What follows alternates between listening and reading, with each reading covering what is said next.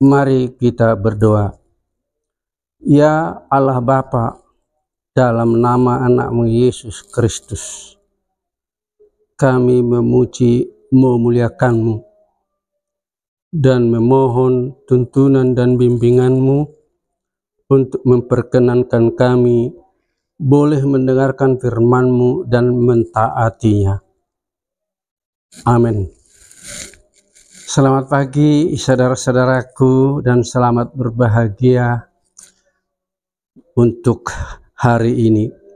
Renungan kita hari ini Senin tanggal 14 April tahun 2025 tertulis dalam Kisah Para Rasul ayat 14. Pasal 14 ayat 17, demikian tulisannya. Namun ia bukan tidak menyatakan dirinya dengan berbagai-bagai kebajikan, yaitu dengan menurunkan hujan dari langit dan dengan memberikan musim-musim subur bagi mereka. Ia memuaskan hati mereka dengan makanan dan kegembiraan. Demikian firman Tuhan. Saudaraku, Rasul Paulus dan Barnabas memberitakan Injil di Ikonium dan mereka masuk ke rumah ibadat orang Yahudi, lalu mengajar tentang kabar sukacita, yaitu Yesus Kristus yang diutus Allah untuk menyelamatkan semua umat manusia. Dan banyak dari antara mereka menjadi percaya, termasuk juga orang Yunani. Akan tetapi sebagian dari mereka yang tidak percaya Allah tidak menerima pengajaran atau pemberitaan kedua rasul itu. Maka terjadilah di antara sesama mereka perbedaan pendapat dan mengakibatkan terjadinya perpecahan di antara mereka dan menjadi dua bagian. Ada yang memihak orang Yahudi dan ada yang memihak kepada kedua rasul itu. Orang Yahudi yang menolak pemberitaan kedua rasul itu mengatakan kepada pengikutnya bahwa Yesus Kristus bukanlah Mesias. Yesus Kristus bukanlah juru selamat manusia. Dengan demikian pengikut mereka tidak akan berpindah dan beralih.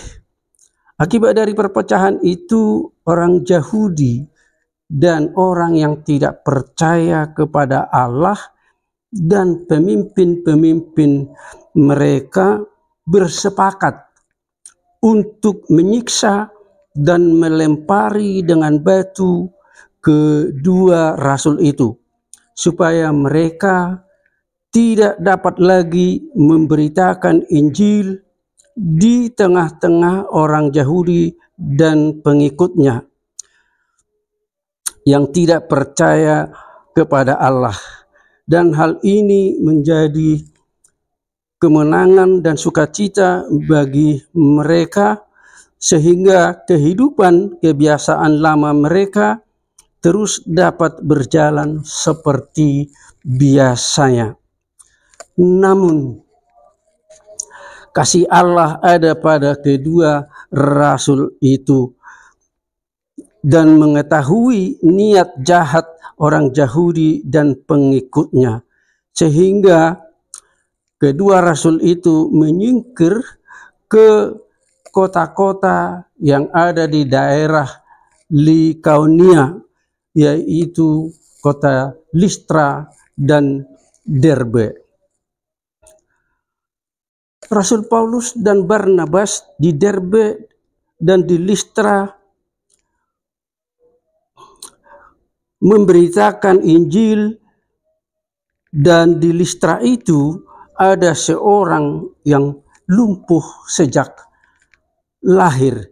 Ia duduk mendengar dengan sepenuh hati saat Rasul Paulus berbicara, dan Paulus memperhatikan orang itu beriman, sehingga dengan suara nyaring Paulus berkata, "Berdirilah tegak di atas kakimu dan berjalanlah." Dan orang itu mentaati perintah Paulus, dan seketika itu ia berdiri tegak di kakinya dan berjalan kian kemari. Orang banyak yang melihat kejadian itu takjub dan terheran-heran, sehingga mereka berbicara di dalam bahasa Likaonia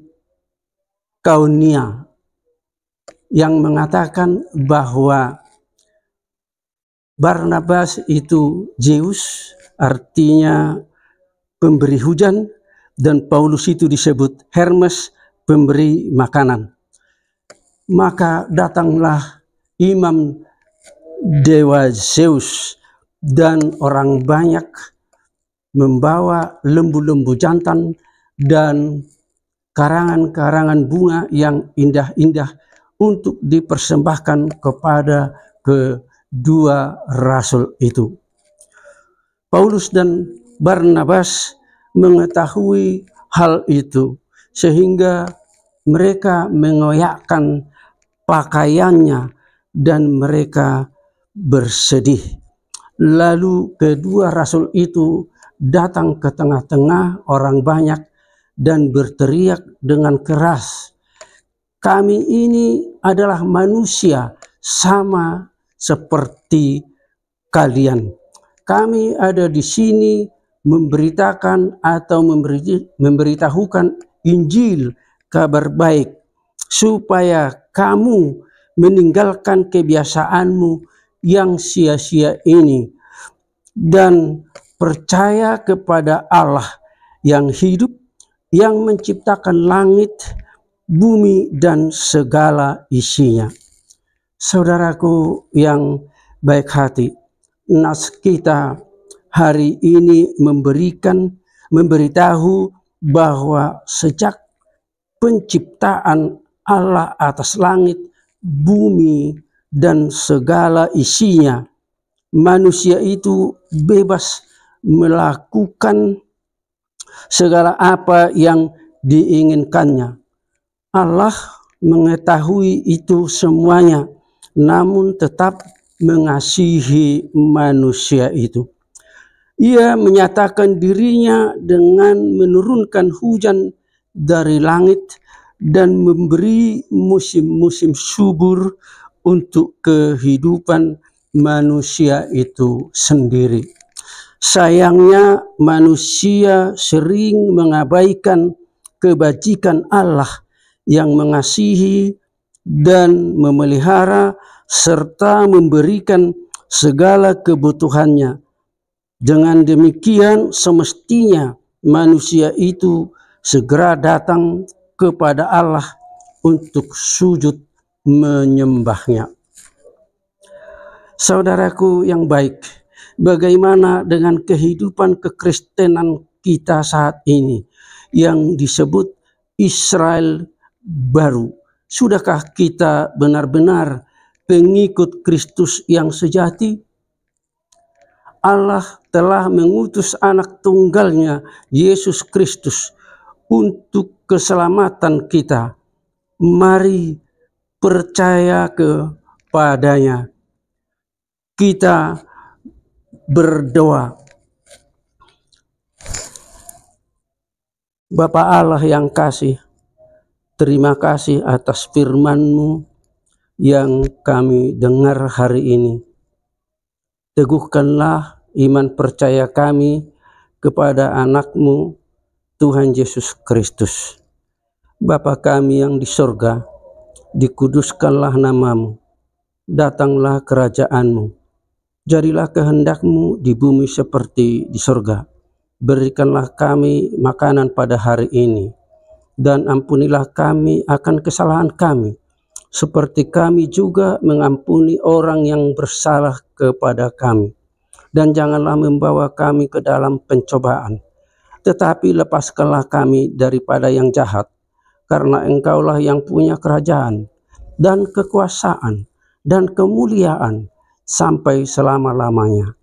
Kasih karunia Tuhan Yesus Kristus, kasih setia Allah Bapa, dan persekutuan dengan Roh Kudus menyertai kita hari ini hingga sampai selama-lamanya. Amin. Tuhan Yesus memberkati